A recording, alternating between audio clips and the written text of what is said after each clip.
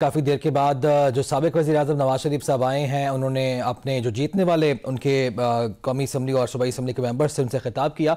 साथ ही साथ उन्होंने कहा कि हमारी कारकर्दगी की बिना पर हमें वोट मिला। तहरीक इंसाफ और बानी PTI पर उनकी जानिब से तनकीद की गई और ये कहा कि कारकर्दगी मेरे से ज़्यादा मरियम और शहबाज शरीफ जो है वो दिखा रहे हैं।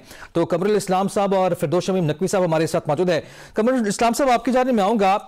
कारकर्दगी पर तो हम बाद में आते हैं, लेकिन आज एक बड़ा अहम और दरीना मुतालबा दोहराया साबिक वज़ीर आज़म नवाज शरीफ साहब ने, और वो ये था कि जी इमरान खान साहब अकेले नहीं बल्कि उसे लाने वाले भी उससे बड़े मुजरिम हैं, उनका पूरा हिसाब होना चाहिए। आज फिर से कहा गया और माजी में भी आपको याद होगा इस तरह के बयानात दे रहे हैं वो। अच्छा, ये मुतालबा किससे कर रहे हैं कि हिसाब लिया जाए उनका और हुकूमत को लाने वाले का? क्या शहबाज शरीफ साहब से फरमा रहे हैं या किसी और से ही बात कर रहे हैं वो?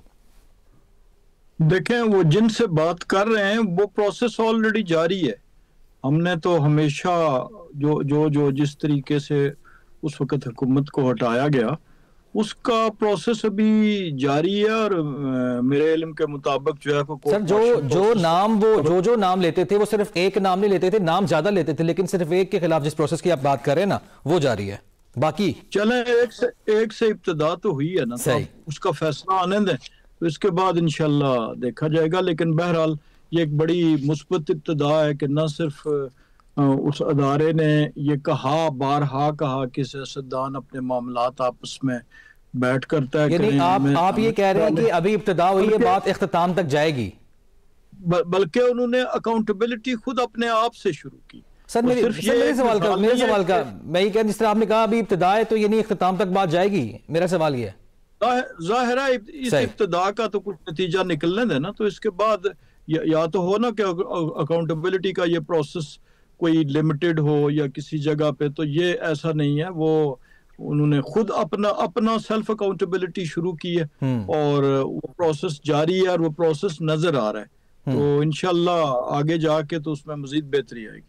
बिल्कुल ठीक है। सर कारकर्दगी भी आ जाते हैं, साथ ही साथ आज कहा कि हमारी कारकर्दगी की बिना पर हमें वोट दिया है, और इस पे हम पहले भी बात कर चुके हैं। टर्न आउट इतना कम था और फिर पाकिस्तान तहरीक इंसाफ ये क्लेम करती है कि उन्होंने बाइकआउट भी किया। तो एक कारकर्दगी कौन सी? और दूसरा, गुज़िश्ता रोज़ एक रिपोर्ट शाया हुई है विफाकी इदारा शुमारियात की जानिब से, जिसमें यह दावा किया गया, बल्कि फैक्ट्स रखे गए कि जो बेरोजगारी है वो बढ़ गई है और 80 लाख तक अफराद जो है वो बेरोजगार है। तो सर कहाँ गई कारकर्दगी?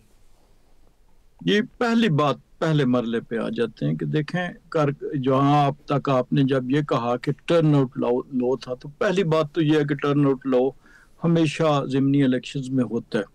अब दूसरी बात यह है कि एक सियासी जमात ने उसका बाइकआउट किया।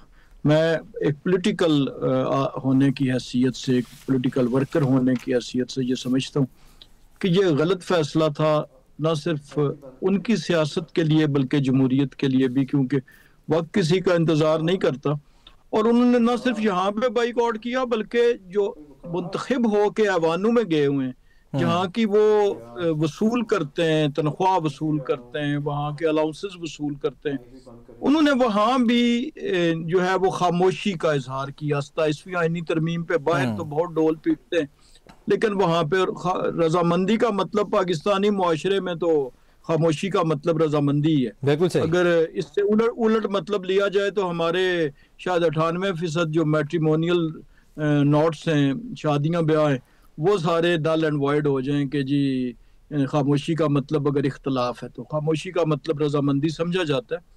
देखें, JUI ने इख्तलाफ किया तो उन्होंने बबागे दौल वोट दिए, थोड़े थे या ज्यादा थे, उन्होंने वोट उसके खिलाफ दिए।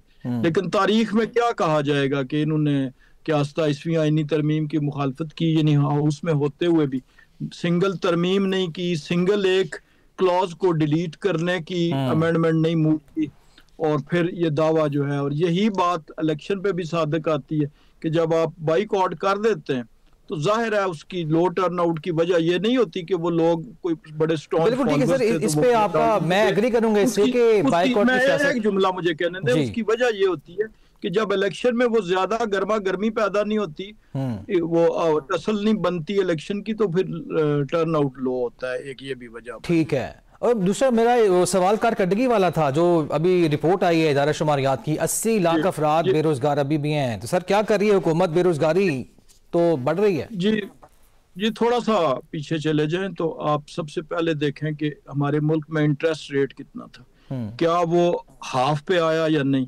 अब इंटरेस्ट रेट जो जो नीचे आता है उसके बाद जो है वो एक्टिविटी, चाहे वो मुआशी एक्टिविटी है चाहे वो इंडस्ट्रियल एक्टिविटी है, वो शुरू होती है। स्टॉक एक्सचेंजेस की कारकर्दगी क्या इम्प्रूव नहीं हुई? स्टॉक एक्सचेंजेस हमारे जो है इस वक्त वो कुछ 3 गुना ज्यादा हाइट्स पे नहीं गए, हमारी फॉरेन रेमिटेंस इम्प्रूव नहीं हुई, हमारे यानी वो तमाम इंडिकेटर्स जो इकोनॉमी को उठाने में बुनियाद होते हैं उन सब में बेहतरी आई। अब ये जो दो चीजें हैं, मजीद महंगाई को देख ले कि वो जो इन्फ्लेशन का रेट था वो जो 30% को टच कर रहा था वो 3-4% पे आया।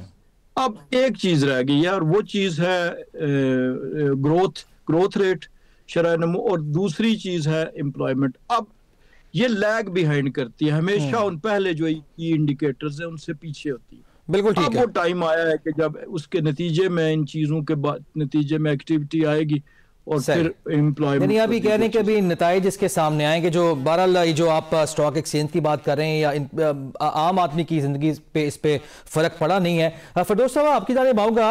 एक तो सबसे बड़ी लबकुशाई आप इस पे फरमा दीजिए, जो नवाज शरीफ साहब ने आज बड़ा अहम दोबारा अपना दरीना मुतालबा दोहराया और उनका मौक़िफ़ फिर वही था, लुबे-लुबाब ये था कि मुझे क्यों निकाला। और बहरहाल दूसरा आप जो अभी बात की खास तौर पे आपके बाइकआउट की बात सही है सर, जहां पे आपको मुल्क की सियासत में किरदार अदा करना चाहिए वहां पे पाकिस्तान तहरीक इंसाफ हमेशा बाइकआउट पे रही है। बिस्मिल्लाहिर्रहमानिर्रहीम। देखिए, पहली चीज तो नवाज शरीफ सा मुतालबा कि जिन्होंने निकाला उनका एहतसाब किया जाए, बिल्कुल सही मुतालबा है, मैं उसको फुल्ली बैकअप करता हूं। लेकिन पीरियड जो है वो शुरू बता दीजिए कब से करना चाहते हैं, पिछले 25 साल, 50 साल या 75 साल? फिर लेट्स लुक एट इट कि किसने निकाला, क्यों निकाला। आमतौर पे सारी उंगलियां जो है एक ही तरफ जाएंगी, जो कि नो गो एरिया है। ठीक है, जरूर करें। अब आप उस नो गो एरिया में जाते हुए जब किसी नीचे वाले के ऊपर करेंगे, तो जैसे फॉर एग्जांपल जो अवॉइड कर रहे हैं, फैज अमीर साहब का कोर्ट मार्शल है, तो उससे ऊपर कमर बाजवा साहब बैठे हुए थे as chief of army staff supervising, उनका हाथ ये नहीं है। अगर मुशर्रफ साहब को हटाया गया था बाय नवाज शरीफ और जियाउद्दीन साहब थे और उसके बाद पूरी फौज ने रिबेल कर दिया था, तो किसके ऊपर चलाएंगे ट्रायल?